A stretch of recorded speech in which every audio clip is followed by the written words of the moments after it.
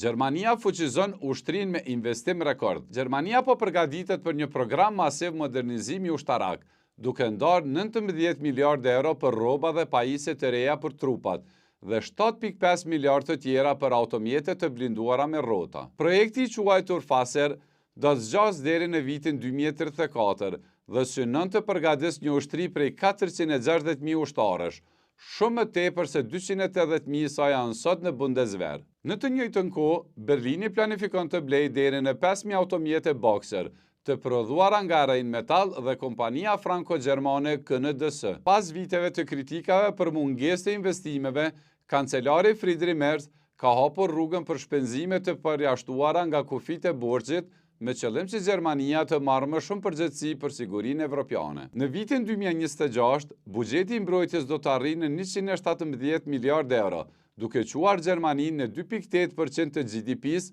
shumë mbi objektivin e NATO-s. Një hap i madh për Bundeswehrin dhe një sinjal i qartë për fuqizimin e mbrojtjes evropiane.